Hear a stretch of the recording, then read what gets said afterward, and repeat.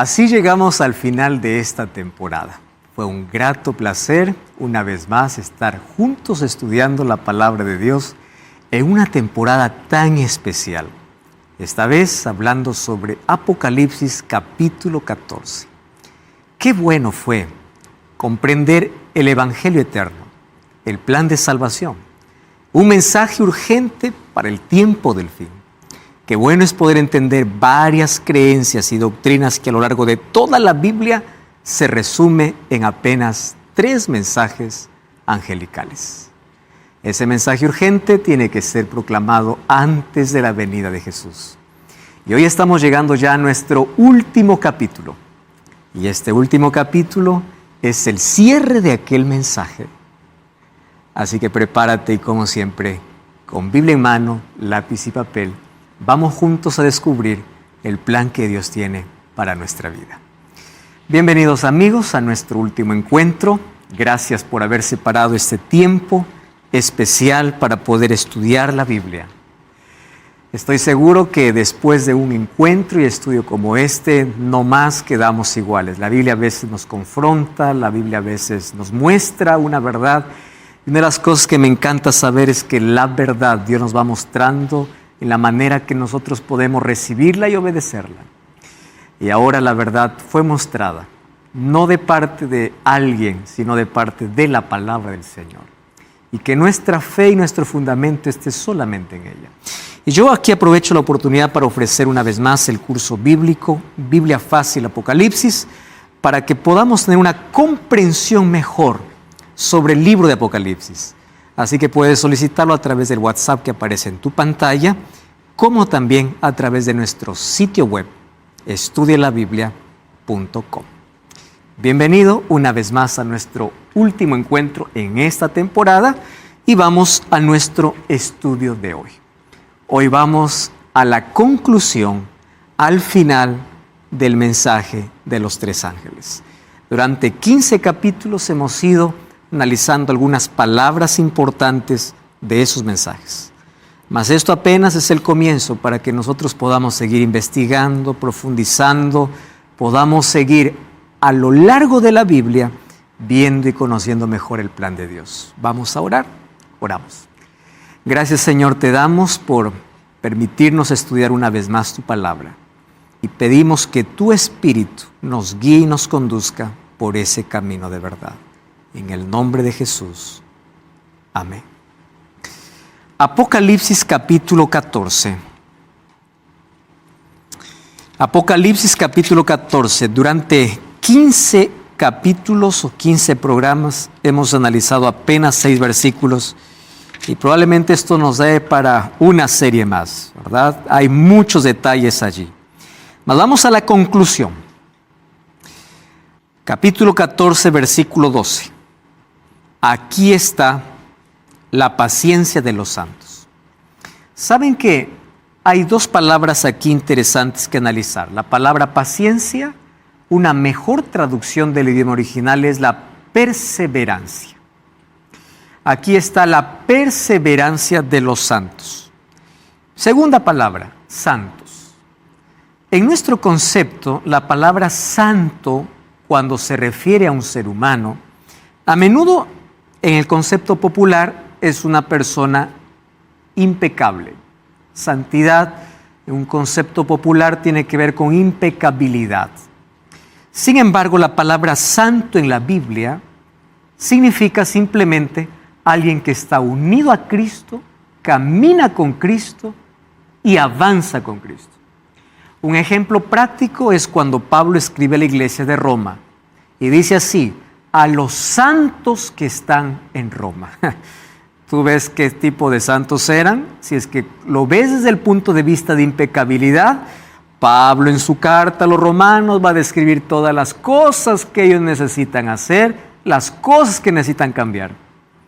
Pero ¿por qué son santos? Porque son llamados, porque ellos obedecen, porque ellos caminan con Jesús. Entonces aquí cuando dice la paciencia, la perseverancia de los santos, es aquel grupo que tiene una relación con Cristo, que acepta la gracia de Cristo y ahora aquí los coloca características. Y la característica la hemos visto ya en un programa anterior que se repite en el capítulo 12, capítulo 13 y capítulo 14. 3 veces seguidas hablando acerca de este remanente. Dice, la perseverancia de los santos, los que guardan los mandamientos de Dios y la fe de Jesús. Probablemente nos va a faltar tiempo aquí para hablar específicamente sobre perseverancia, mandamientos y fe. Mas hoy queremos cerrar nuestra temporada enfocándonos en la perseverancia y por qué el énfasis de guardar los mandamientos. Colocando siempre el concepto claro desde un comienzo, ya mencionamos que guardar los mandamientos no es un asunto que tiene que ver con la causa de la salvación. En el Nuevo Testamento, y especialmente en el tiempo del fin, el énfasis de guardar los mandamientos tiene que ver con lealtad, con obediencia, tiene que ver con el resultado de. Efesios capítulo 2, versículo 8 dice así, por gracia sois salvos, para que nadie se gloríe por sus obras. Nadie llegará al cielo por las obras que hace, porque es la sangre de Cristo y la gracia de Cristo quien nos ofrece la salvación. Solo que el versículo 10 continúa diciendo, por gracia sois salvos para buenas obras. Abran sus Biblias allí para que vean la diferencia entre el por y el para. Efesios capítulo 2, versículo 8 hasta el versículo 10. Y Pablo mucho habla acerca de todo aquel que intenta justificarse por las obras, porque nadie puede ser justo por medio de sus obras. Uno es justo simplemente por la gracia de Jesús. 2:8 al 10 dice así, porque por gracia, ¿qué cosa es el por? La causa. La causa de la salvación es la gracia de Dios, por medio de la fe. Esto no es de vosotros, es de Dios. Es un regalo de Dios. No por obras, para que nadie se gloríe. Pero vamos al versículo 10. Una vez que aceptamos la gracia de Dios, somos hechura suya, creados en Cristo para buenas obras. ¿Entienden la diferencia del por con el para? Soy salvo por gracia, pero para hacer buenas obras. Ese para no significa que el para te salva. Eres salvo por, pero el para es la evidencia. Vamos a Santiago capítulo 2. Vamos al versículo 10. Santiago capítulo 2, versículo 10. Dice así.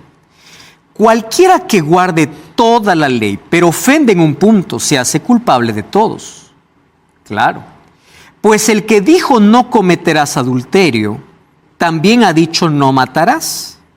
Pero si no cometes adulterio y matas, ya te has hecho transgresión de la ley. ¿Ahora entienden por qué nadie puede ser salvo por la ley?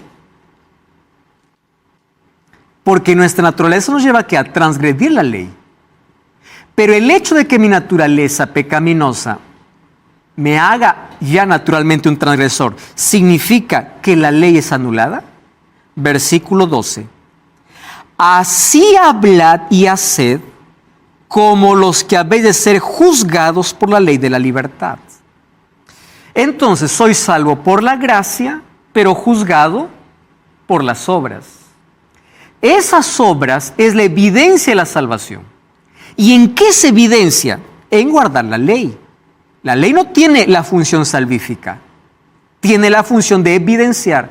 Por eso es que es una característica del pueblo de Dios en el tiempo del fin. No porque son salvos por guardar los mandamientos, sino porque la evidencia de su amor y lealtad, porque en el tiempo del fin lo que hará, ¿qué cosa es Babilonia y todo el mundo? Pisotear la ley de Dios. Y allí aparece el remanente para levantar verdades que fueron pisoteadas. Sí, Omar.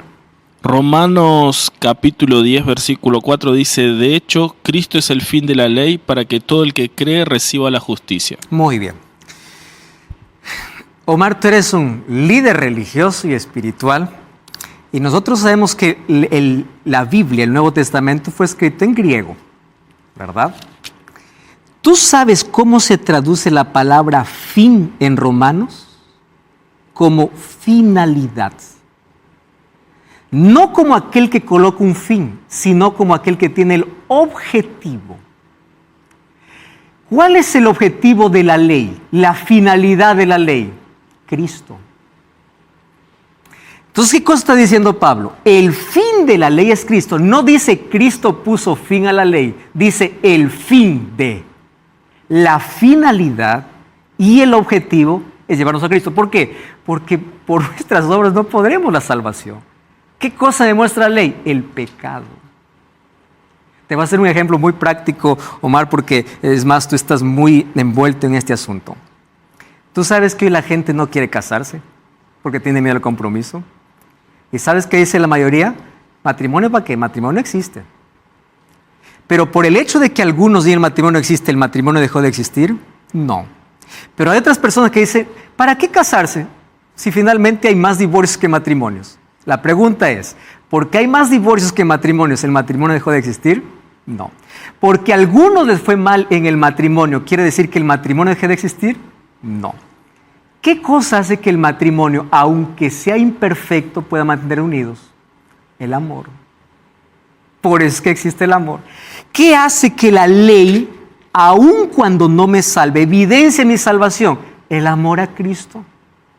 Y mira lo que dice Romanos, el mismo libro, capítulo 3, versículo 36. Mira, Romanos capítulo 3. Ahí el versículo 10, dice así: no hay justo ni aun uno, no hay quien entienda ni busque a Dios. Todos son pecadores. Y está hablando de nuestra condición. Pero mira lo que dice el versículo 31, Omar. Luego pues, por la fe anulamos la ley. De ninguna manera. Más bien confirmamos. ¿Y la salvación cómo viene? Por fe, por gracia, por medio de la fe. ¿Se entiende aquí este asunto? Ahora, entonces, la finalidad, el objetivo es Cristo.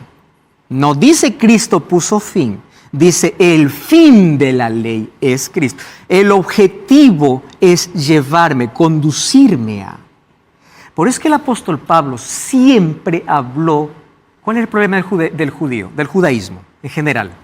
Aferrarse a la ley despreciando a Cristo. Porque ellos pensaban que por guardar la ley se salvaban. Pablo dice, señores, no. La justificación es por Cristo. La salvación es por Cristo. La salvación es por la gracia. No es porque ustedes hacen sus obras o porque guardan la ley. Entonces algunos se quedan solamente ahí. La salvación es por gracia, entonces lo otro no existe. No, pero luego dice el apóstol Pablo, luego por eso invalidamos. No, porque la ley tiene un propósito diferente. La función no es salvar. La función es mostrar el pecado. Y cuando te muestra el pecado, ¿a quién te lleva? A Cristo. Por eso es que la base de la ley, ¿qué cosa es? El amor. ¿Por qué amor? Revisamos los 4 primeros mandamientos, amor a Dios. Los 6 últimos, amor al prójimo. ¿Cómo lo resumió Jesús? Amarás a Dios, amarás al prójimo. ¿Y qué dice Mateo 22, 37 y en adelante? De esto depende toda la ley y los profetas. Porque está resumiendo su ley. Porque son principios eternos. Ahora, Apocalipsis 14, 2, el texto que leímos dice, aquí está la perseverancia o la paciencia, como es traducido en algunas otras versiones, de los santos, los que guardan los mandamientos de Dios y tienen la fe de Jesús. Ahora interesante, vamos a sumergirnos en un tema espinoso para muchos. Aquí, miren, así como hemos visto que en Apocalipsis 14 es anunciada la apostasía, también es anunciada el surgimiento del remanente. Miren aquí la contraparte. Por un lado es anunciado todo lo que va a acontecer. Desde el libro de Daniel capítulo 7, ya estaba diciendo todo lo que iba a acontecer con el pueblo de Dios. Daniel escribe en el siglo 6, 600 años antes de Cristo. ¿Cómo es que él sabía del surgimiento del cuerno pequeño, de la persecución y todo? Ahí está la profecía, que es un adelanto de la historia. Ahora, qué interesante que en Apocalipsis habla del vino de Babilonia, de las creencias, incluso nos ilustra quién sería ese poder. Nos ilustra todo eso. Pero también, así como la apostasía es anunciada, se anuncia el surgimiento del remanente. Vamos a 2 Tesalonicenses capítulo 2, versículo 1 al 4 y luego el versículo 9, para ver de qué manera incluso el apóstol Pablo ya anunciaba lo que iba a acontecer con el pueblo de Dios. Dice así el versículo 1 al 4. Con respecto a la venida de nuestro Señor Jesucristo, rogamos, hermanos, que nos dejéis mover fácilmente de vuestro modo de pensar, ni os conturbéis ni por espíritu, ni por palabra, ni por carta como si fuera nuestra, en el sentido de que el día del Señor está cerca. Nadie os engañe en ninguna manera, porque no vendrá sin que antes venga la apostasía. Primera palabra. Antes de la venida de Jesús, ¿qué cosa primero va a venir? La apostasía. ¿Qué cosa es apostasía? Es simple. ¿Saben qué es apostasía? Abandono de la verdad. ¿A quién se le denomina apóstata? A alguien que conoce la verdad y luego abandona la verdad, da la espalda a la verdad, niega la verdad. Correcto. Entonces está hablando de que antes de la venida de Jesús era una apostasía. ¿Qué apostasía? Abandono de la pureza. Número 2. Y se manifieste, ¿quién? El hombre de pecado. Ay, mis amigos, cómo me gustaría que todos nosotros aquí pudiéramos tener una computadora allí y buscar una palabrita, ¿no? Interlineal. El interlineal es una herramienta donde aparece el idioma original y abajo su significado. Esa es una herramienta para muchos que quieren estudiar la Biblia de una manera más profunda. Y cuando vamos, ¿saben?, al idioma original, la palabra hombre de pecado, ¿saben cómo aparece? Como la palabra anomía. ¿Y saben qué significa anomía? En sí aparece como hombre de iniquidad, solo que a veces en las traducciones se traduce como hombre de pecado. Pero la palabra es anomía. ¿Qué cosa es anomía? Iniquidad. ¿Saben qué significa anomía? Sin ley. Nomos ley, sin. ¿Saben qué cosa está diciendo en el idioma original, en el griego? Aparecerá el hombre que está en contra de la ley. Eso es lo que está diciendo literalmente el apóstol Pablo. Anomía, sin ley. Solo que se traduce como el hombre de pecado. ¿Y por qué el hombre de pecado? ¿Qué cosa dice la Biblia? Pecado es una versión de la ley. Hijo de perdición. Wow. Este detalle nosotros necesitamos masticarlo. ¿Ustedes saben que no es la primera vez que se coloca ese título de hijo de perdición? ¿Ustedes saben que en Juan ya estaba ese título? ¿Saben para quién? Para alguien que estaba dentro del grupo de los discípulos de Jesús. Abran sus Biblias en el libro de Juan, capítulo 17, versículo 2. Juan, capítulo 17, versículo 2. Miren lo interesante que es este texto. Jesús ya ha mencionado, dice así: pues les has dado potestad sobre toda carne para que dé vida eterna a los que le diste. Y allí vamos poco más adelante, el versículo 12 me parece que es.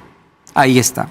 Cuando estaba con ellos en el mundo, yo los guardaba en tu nombre, a los que me diste, yo los guardé y ninguno de ellos se perdió. Sino, ¿quién dice? El hijo de perdición. ¿A quién se está refiriendo aquí como el hijo de perdición? A Judas. Ahora, présteme atención aquí. ¿Quién era Judas? ¿No era alguien que estaba dentro del grupo? No era alguien extraño. Era alguien de dentro, de adentro. Ahora, qué interesante que Pablo toma esta expresión para hablar de quién. Del hombre de pecado. ¿Quién es el hijo de perdición? Alguien que no vendrá de los musulmanes, ni de los budistas, ni de otro. Alguien de adentro. ¿Dentro de qué? Del cristianismo.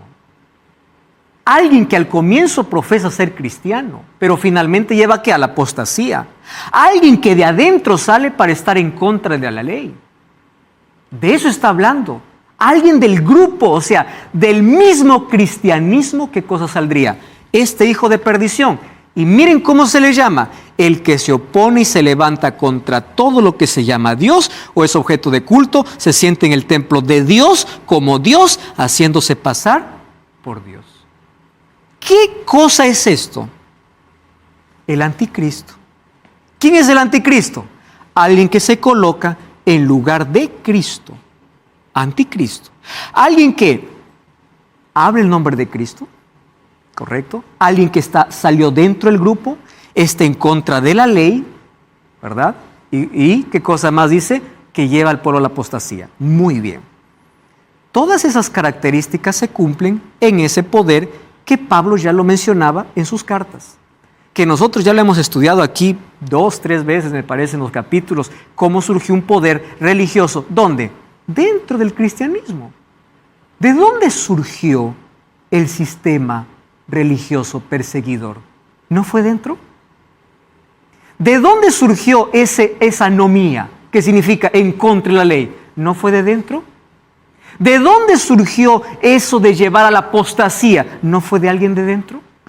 Alguien que dice honrar a Dios, toma el nombre de Dios, pero se sienta, ¿dónde dice? ¿Dónde se sienta? En el templo de Dios. La palabra templo de Dios está hablando, en el griego es la palabra naos, que significa se sienta dentro. No está hablando de la estructura, está dentro. O sea, es un poder religioso.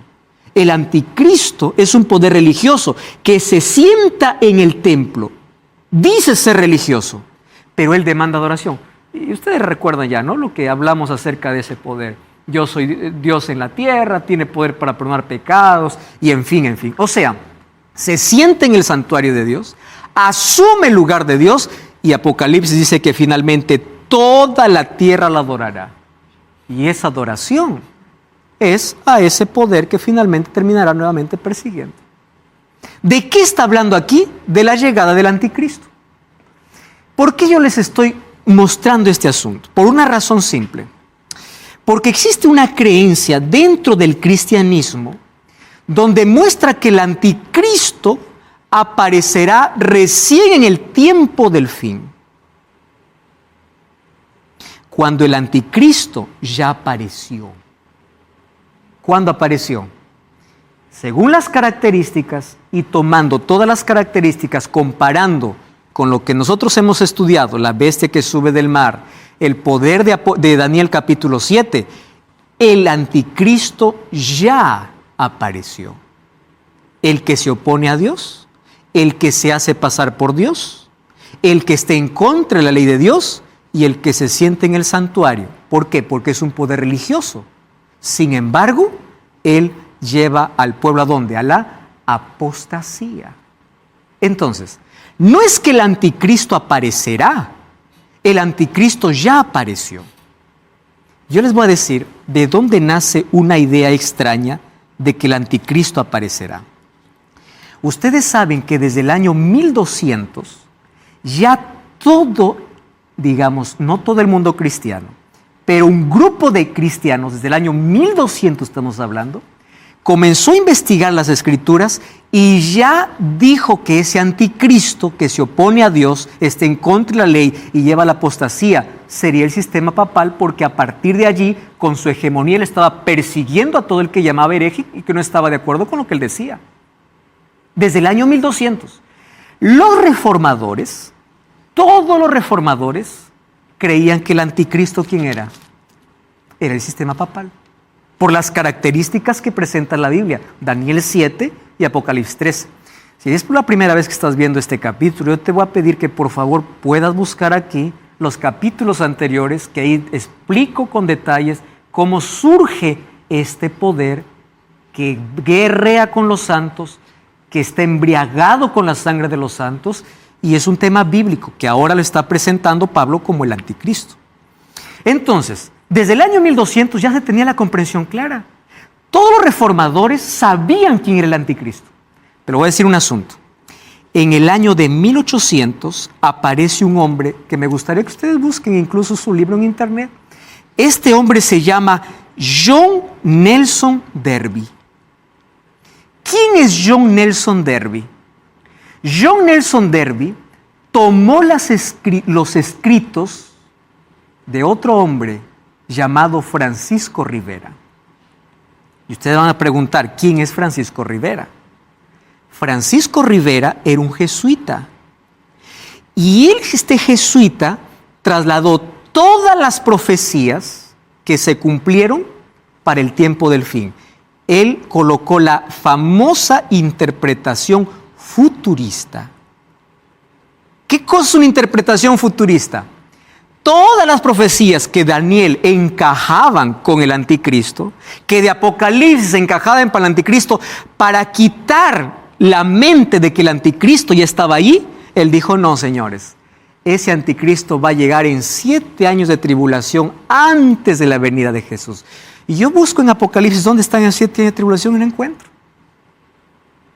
Porque en la Biblia dice lo siguiente, que hoy hay eventos que se están cumpliendo. ¿Quién se levanta? La bestia del mar, la bestia de la tierra, caen las 7 plagas, y de ahí dice que Jesús viene para llevar a su pueblo. Y viene para llevar a los vivos y a los que murieron y resucitan. No existen 2 venidas de Jesús. Entonces, el anticristo ya apareció, pero en el año 1800 hasta el año 1882 apareció esta creencia. Ustedes van a buscar, ningún reformador creía en esto.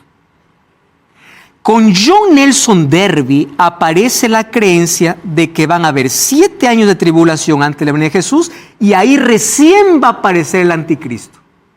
¿Cuál es el objetivo? Quitar los ojos del verdadero anticristo que ya apareció, que ya operó, que ya se sienta en el trono, haciéndose pasar por Dios, y que todos finalmente le adorarán, e impondrá una ley en contra de la ley de Dios, porque según Tesalonicenses es llamado alguien que se opone a la ley, alguien que se opone a Cristo. Entonces, en 1800 en adelante aparece esta creencia. En el siglo XIX, Hollywood ha tratado de colocar todo eso en diversas películas. Hay personas incluso que creen más en películas que en la Biblia. Y al regresar de esta pausa te voy a mostrar en la Biblia que el anticristo ya llegó, que el anticristo ya está operando y que no tendremos 7 años de tribulación. Porque la tribulación los hijos de Dios lo pasarán en la tierra y Dios los protegerá. Para eso existe su sello, ¿correcto? No es que Dios los llevará al cielo para que no sufran aquí en la tierra. Y vamos a ver en la Biblia cómo Dios libró desde el antaño a su pueblo en medio de la tribulación. No cambies el canal y ya estamos de regreso aquí en Biblia Fácil.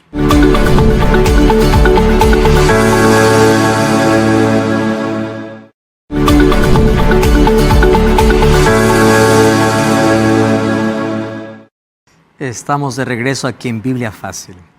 Quiero ofrecerte el curso bíblico, Biblia Fácil Apocalipsis, para que tú puedas solicitarlo a través del número de WhatsApp que aparece en tu pantalla o a través de nuestro sitio web estudielabiblia.com. Es totalmente gratis, diseñado con mucho cariño para ti. Muy bien, el apóstol Pablo dice que antes de la venida de Cristo aparece el anticristo. Y ese anticristo en Apocalipsis y en Daniel ya es mostrado en qué tiempo aparecería. En contra de la ley, aquel que perseguiría, aquel que se sentaría en el trono, se haría pasar por Dios. Hemos visto todas esas evidencias ya en los capítulos anteriores. Vamos a ver de qué manera Dios libra a los hijos en la tribulación. Miren, yo les voy a dar aquí algunos ejemplos de cómo es que Jesús o Dios libra a su pueblo. Ya se ejecutaron varios juicios en la Biblia.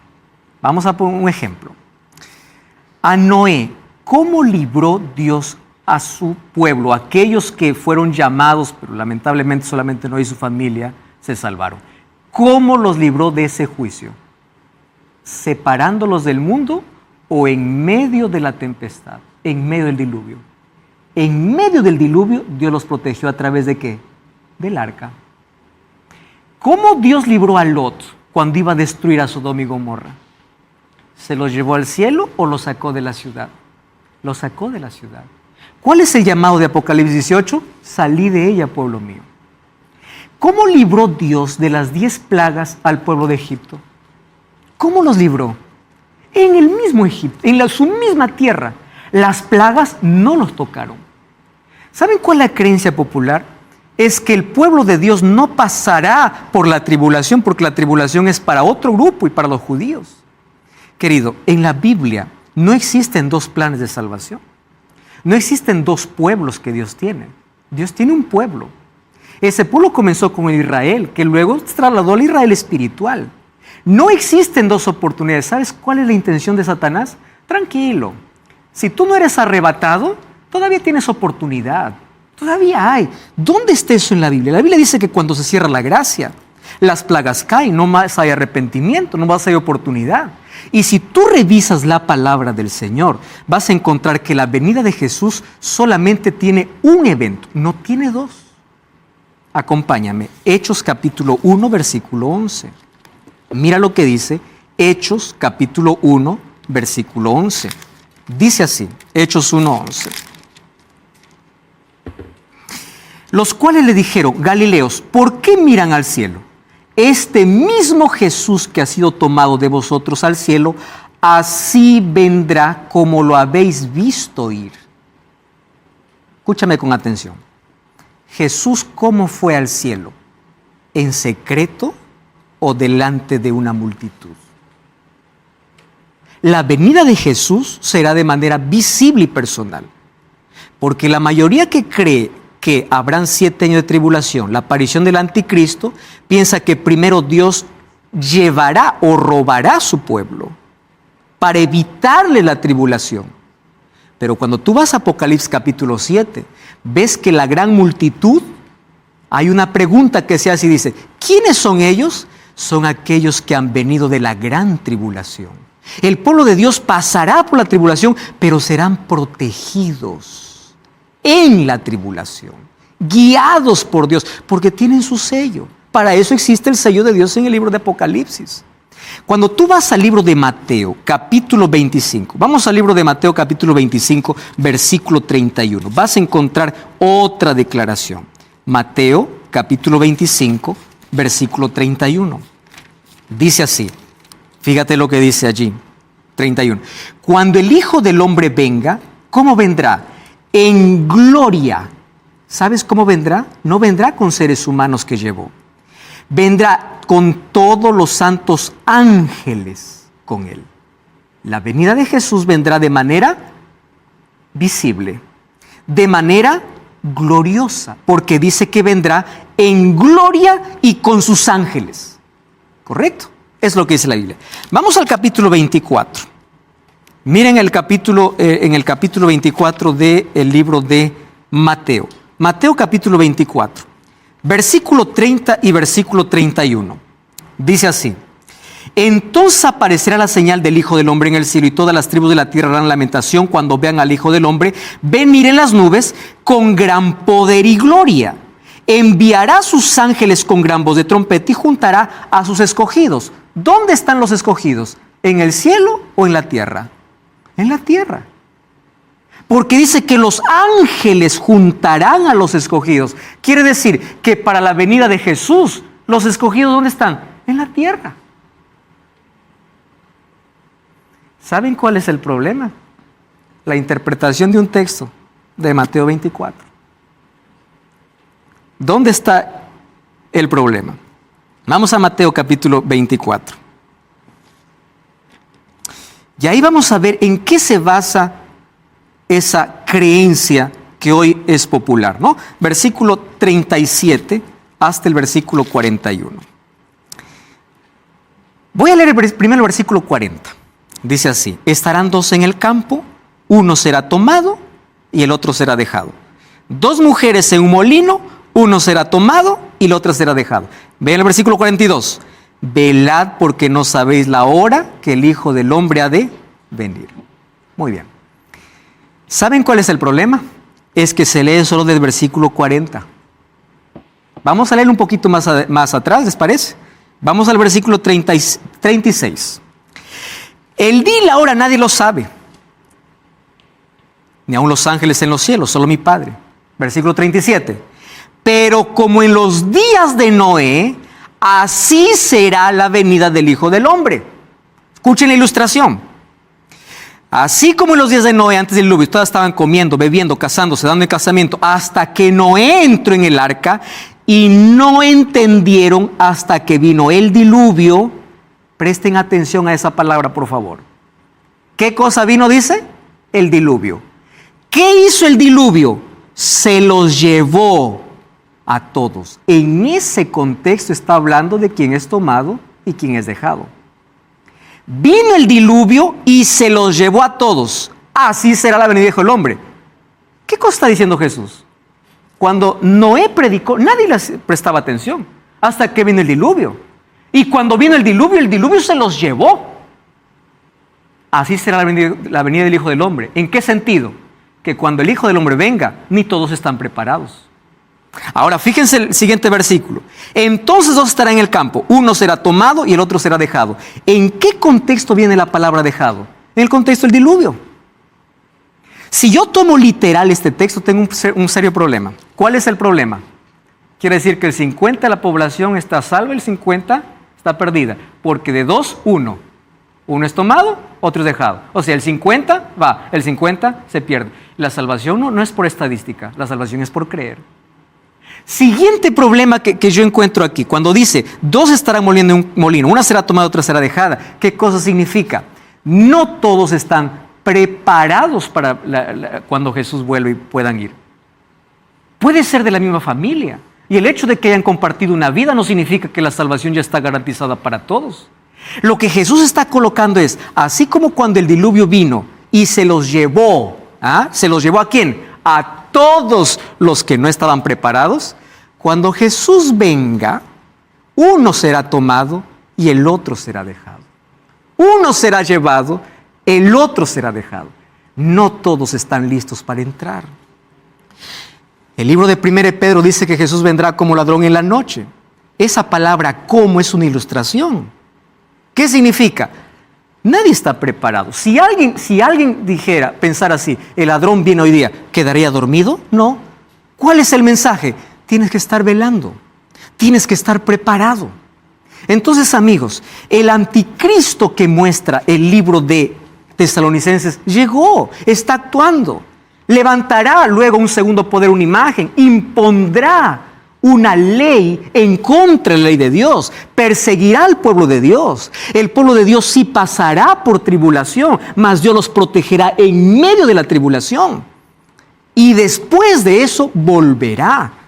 Y cuando Él vuelva, llevará a sus hijos. No existen dos momentos. ¿De dónde salen esos dos momentos? De la profecía de Daniel capítulo 9. Donde dice que la última semana es trasladada para el fin del tiempo. Es como si Dios hubiese parado su reloj y hubiese dicho, bueno, no se cumplió todo, esta semanita lo voy a colocar para el tiempo del fin. La pregunta es, ¿las 70 semanas acaso no forma parte de una profecía más grande que son 2300 tardes y mañanas? Si la última semana fue colocada para el fin, ¿dónde quedan los 2300 años? ¿Saben cuál fue el problema? Es que cuando todos estaban viendo que el anticristo ya estaba en la tierra, aparecieron dos interpretaciones proféticas. Una interpretación era preterista y la otra interpretación futurista.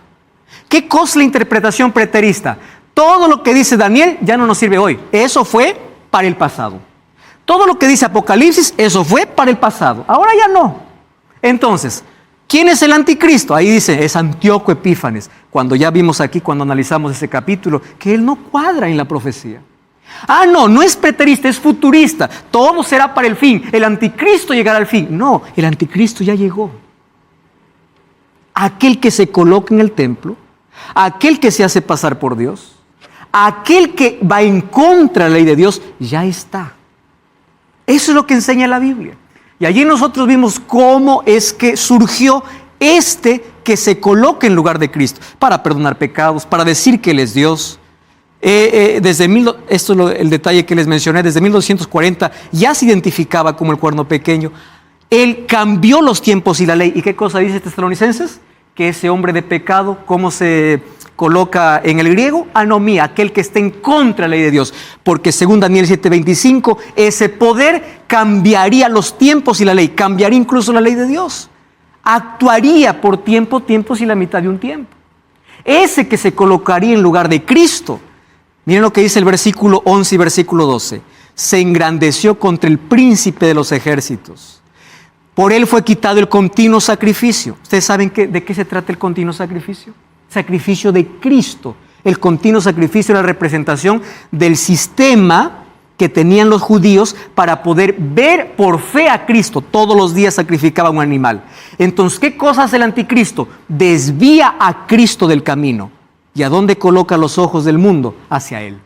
Por eso que coloca santos, imágenes, intercesores, cualquier otro menos Jesús, para sacar a Jesús. Quita el sacrificio de Cristo. El lugar de su santuario fue echado por tierra. ¿De qué manera el santuario fue echado por tierra? Porque todo el plan de salvación mostrado desde el Antiguo Testamento fue contaminado, destruido. ¿Por qué? Por falsas creencias.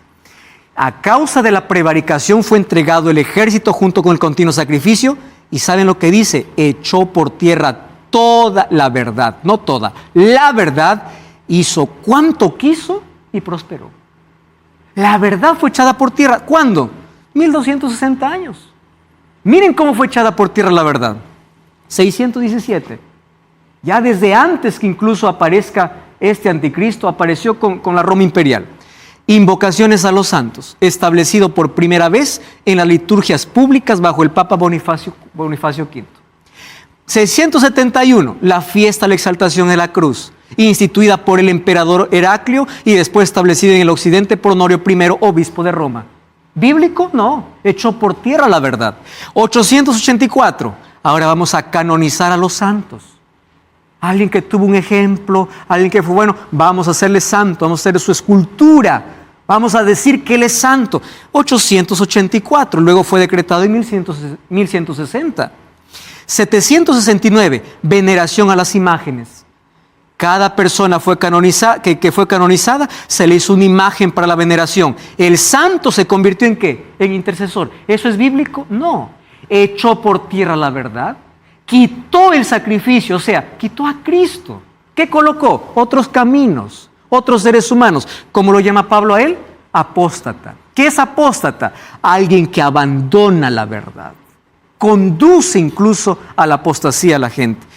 Por eso es que Apocalipsis habla que tiene el vino que embriaga las falsas doctrinas que da a beber a todo el mundo. 1215, confesión auricular de los pecados a un hombre en lugar de confesar a Dios directamente.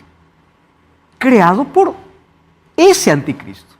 Ahora fíjense, 1229, lo peor, ¿verdad? Prohibición a la lectura de la Biblia. La lectura de la Biblia era totalmente prohibida. Incluso las misas anteriores eran dichas en latín, que nadie entendía.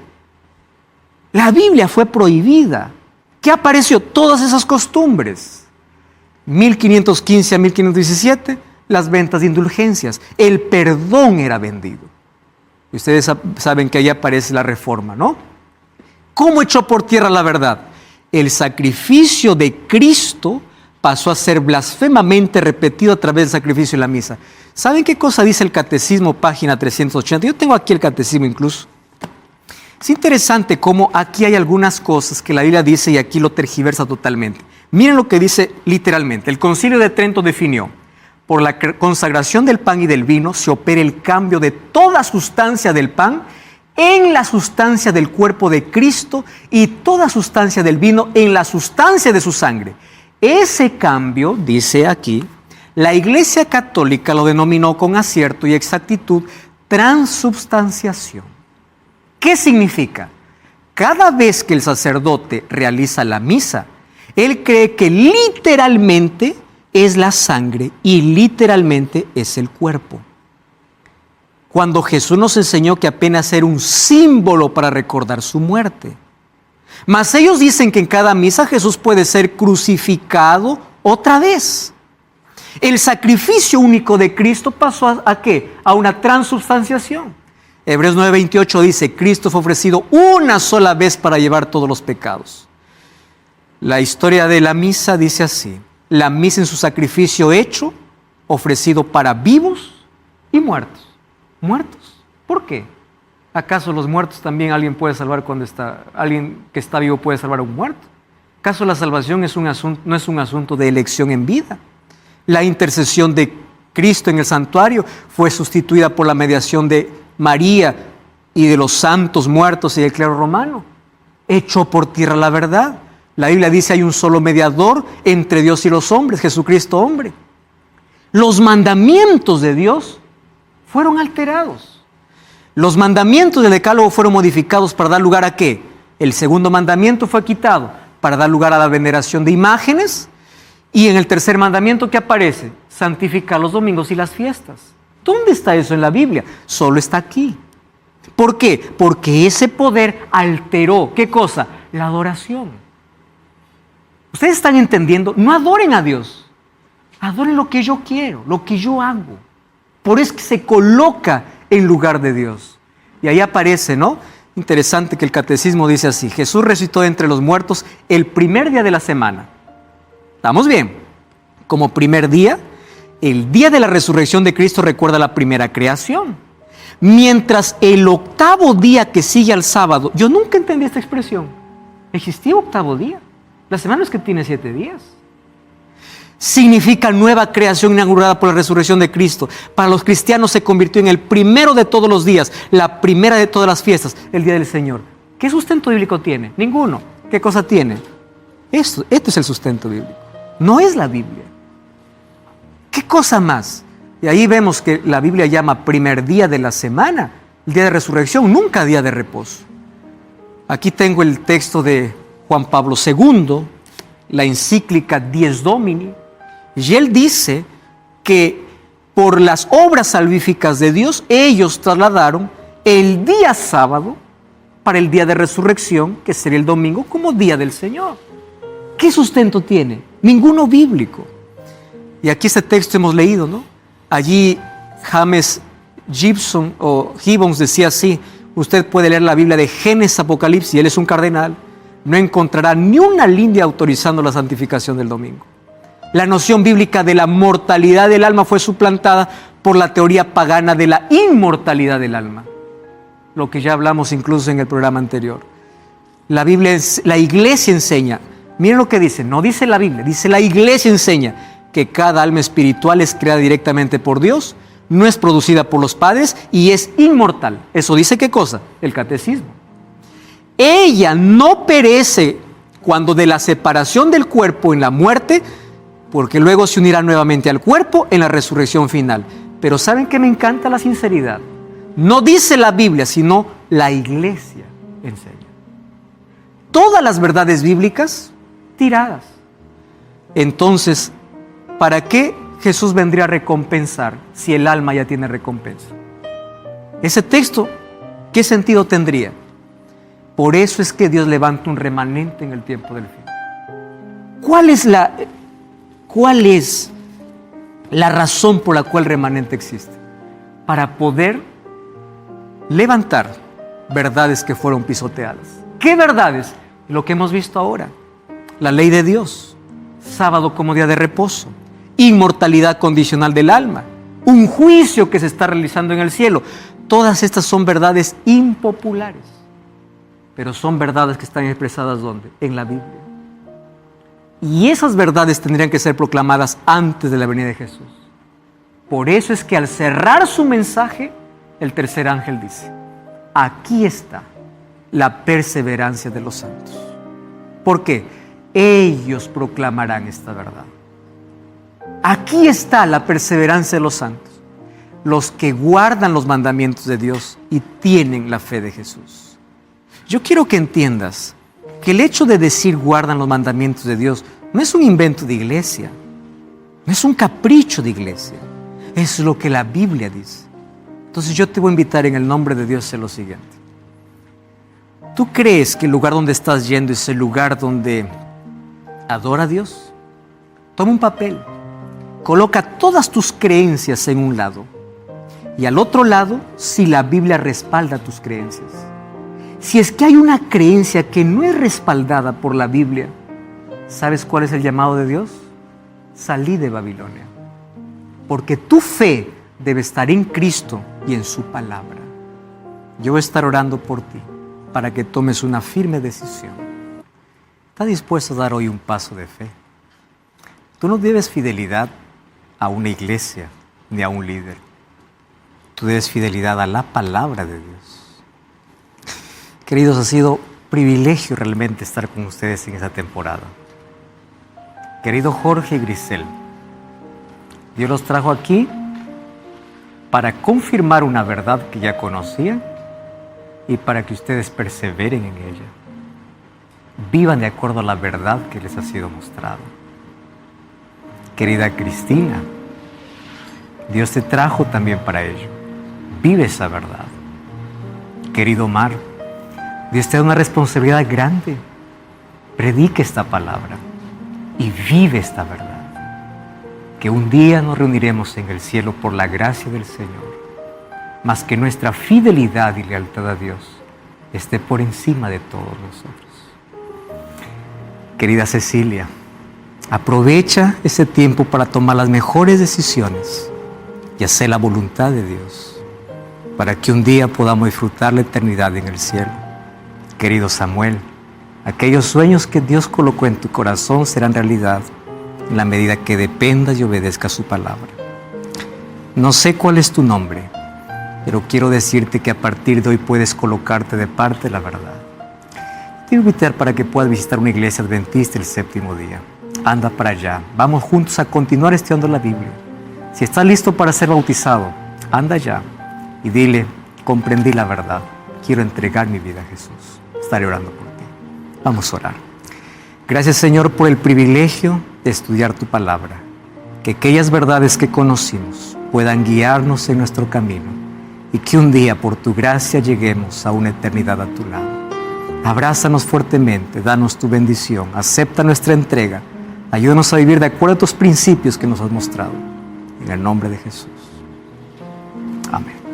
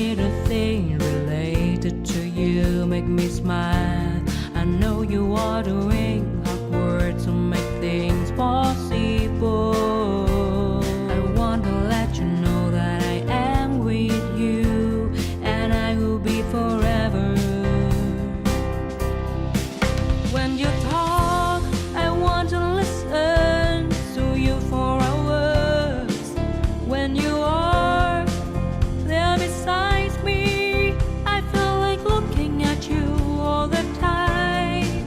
My love for you will never